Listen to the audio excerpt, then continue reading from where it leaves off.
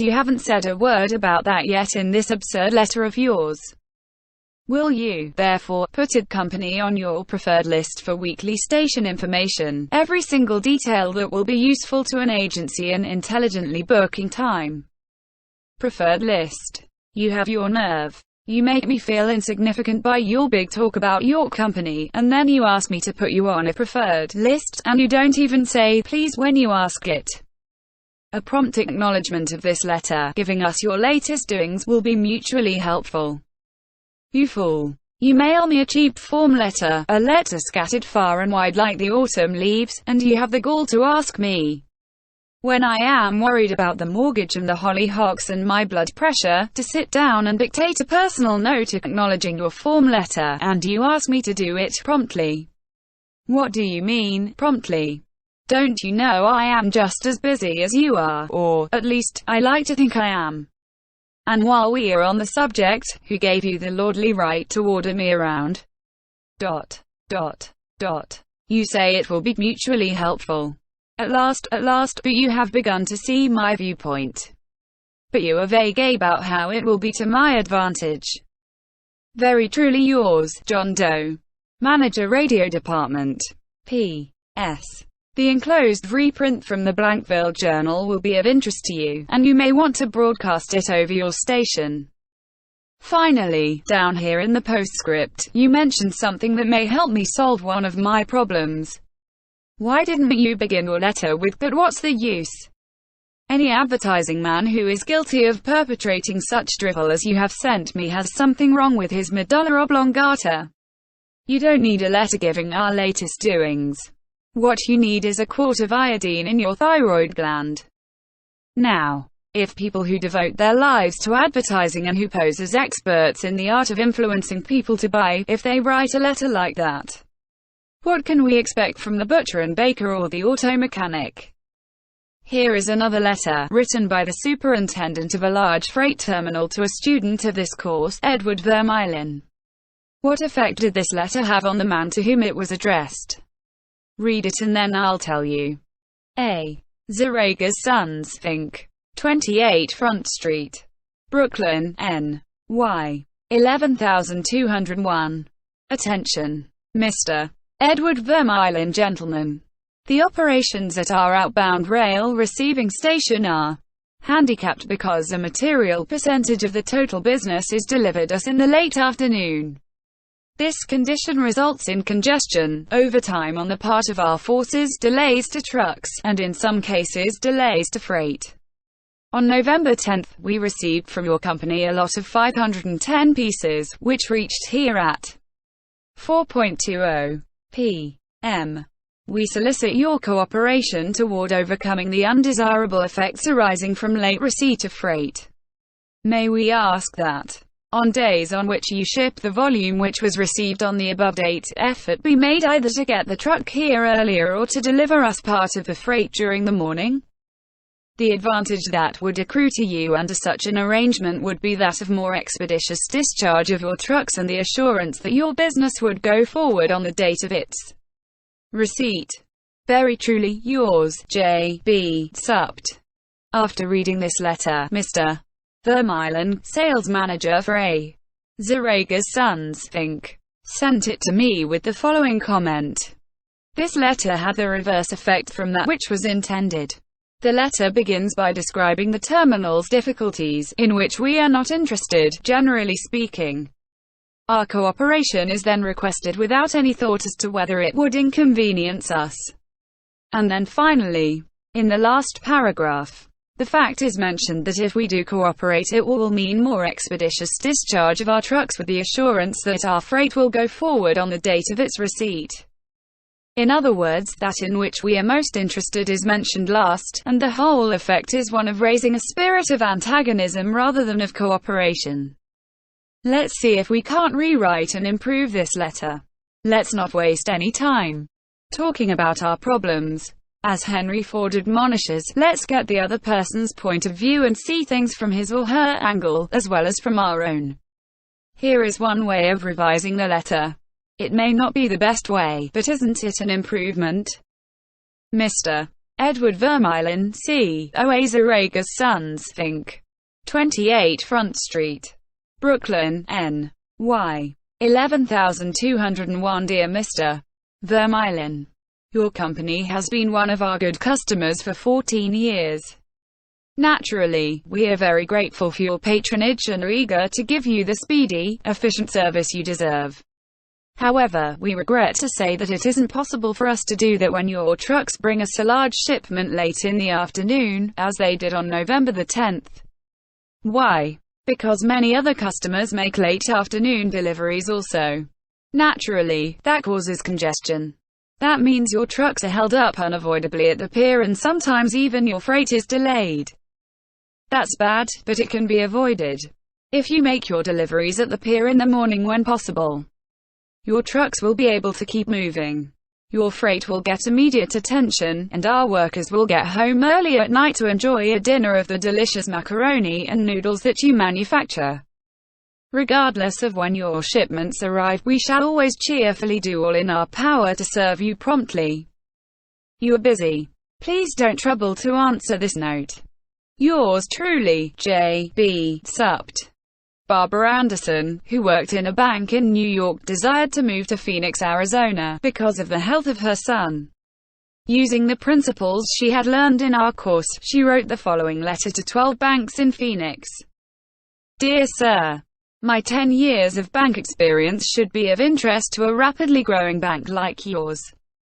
In various capacities in bank operations with the Bankers Trust Company in New York, leading to my present assignment as branch manager, I have acquired skills in all phases of banking including depositor relations, credits, loans and administration.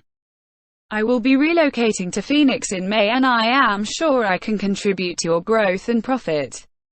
I will be in Phoenix the week of April 3rd and would appreciate the opportunity to show you how I can help your bank meet its goals. Sincerely, Barbara L. Anderson. Do you think Mrs. Anderson received any response from that letter? 11 of the 12 banks invited her to be interviewed, and she had a choice of which banks offered to accept. Why? Mrs. Anderson did not state what she wanted, but wrote in the letter how she could help them, and focused on their wants, not her own. Thousands of salespeople are pounding the pavements today, tired, discouraged and underpaid. Why? Because they're always thinking only of what they want. They don't realize that neither you nor I want to buy anything. If we did, we would go out and buy it. But both of us are eternally interested in solving our problems. And if salespeople can show us how their services or merchandise will help us solve our problems, they won't need to sell us. We'll buy. And customers like to feel that they are buying, not being sold. Yet many salespeople spend a lifetime in selling without seeing things from the customer's angle. For example, for many years I lived in Forest Hills, a little community of private homes in the center of Greater New York. One day as I was rushing to the station, I chanced to meet a real estate operator who had bought and sold property in that area for many years. He knew Forest Hills well, so I hurriedly asked him whether or not my stucco house was built with metal lath or hollow tile. He said he didn't know and told me what I already knew, that I could find out by calling the Forest Hills Garden Association. The following morning, I received a letter from him. Did he give me the information I wanted? He could have gotten it in 60 seconds by a telephone call. But he didn't. He told me again that I could get it by telephoning, and then asked me to let him handle my insurance. He was not interested in helping me. He was interested only in helping himself. J. Howard Lucas of Birmingham, Alabama, tells how two salespeople from the same company handled the same type of situation. He reported, "Several years ago I was on the management team of a small company. Headquartered near us was the district office of a large insurance company. Their agents were assigned territories, and our company was assigned to two agents, whom I shall refer to as Carl and John. One morning, Carl dropped by our office and casually mentioned that his company had just introduced a new life insurance policy for executives and thought we might be interested later on and he would get back to us when he had more information on it. The same day, John saw us on the sidewalk while returning from a coffee break, and he shouted, "Hey Luke, hold up, I have some great news for you fellows." He hurried over and very excitedly told us about an executive life insurance policy his company had introduced that very day. Opening parenthesis. It was the same policy that Carl had casually mentioned. Closing parenthesis. He wanted us to have one of the first issued. He gave us a few important facts about the coverage and ended saying, "The policy is so new, I'm going to have someone from the Home Office come out tomorrow and explain it. Now, in the meantime, let's get the applications signed and on the way so he can have more information to work with." His enthusiasm aroused in us an eager want for this policy even though we still did not have details. When they were made available to us, they confirmed John's initial understanding of the policy, and he not only sold each of us a policy but later doubled our coverage. Carl could have had those sales, but he made no effort to arouse in us any desire for the policies. Single quote. The world is full of people who are grabbing and self-seeking. So the rare individual who unselfishly tries to serve others has an enormous advantage. He has little competition. Owen D. Young, a noted lawyer and one of America's great business leaders, once said, "People who can put themselves in the place of other people, who can understand the workings of their minds, need never worry about what the future has in store for them." Single quote. If out of reading this book you get just one thing, an increased tendency to think always in terms of other people's point of view, and see things from their angle. If you get that one thing out of this book, it may easily prove to be one of the building blocks of your career. Looking at the other person's point of view and arousing in him an eager want for something is not to be construed as manipulating that person so that he will do something that is only for your benefit and his detriment. Each party should gain from the negotiation. In the letters to Mr. Vermeulen, both the sender and the receiver of the correspondence gained by implementing what was suggested. Both the bank and Mrs. Anderson won by her letter in that the bank obtained a valuable employee in Mrs. Anderson a suitable job. And in the example of John's sale of insurance to Mr. Lucas, both gained through this transaction. Another example in which everybody gains through this principle of arousing an eager want comes from Michael E. Whiddon of Warwick, Rhode Island, who is a territory salesman for the Shell Oil Company. Mike wanted to become the #1 salesperson in his district, but one service station was holding him back. It was run by an older man who could not be motivated to clean up his station. It was in such poor shape that sales were declining significantly. This manager would not listen to any of Mike's pleas to upgrade a station. After many exhortations and heart-to-heart talks, all of which had no impact, Mike decided to invite the manager to visit the newest Shell station in his territory.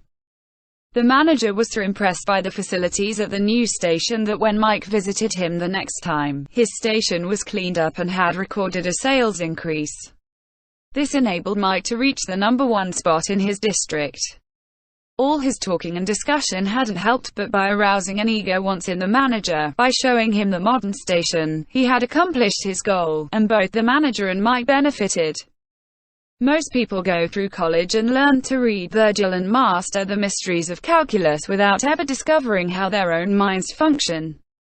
For instance, I once gave a course in effective speaking for the young college graduates who were entering the employ of the Carrier Corporation, the large air conditioner manufacturer. One of the participants wanted to persuade the others to play basketball in their free time, and this is about what he said. "I want you to come out and play basketball. I like to play basketball, but the last few times I've been to the gymnasium there haven't been enough people to get up a game. 2 or 3 of us got by throwing the ball around the other night, and I got a black eye. I wish all of you would come down tomorrow night. I want to play basketball." Did he talk about in anything you want? You don't want to go to a gymnasium that no one else goes to, do you? You don't care about what he wants. You don't want to get a black eye.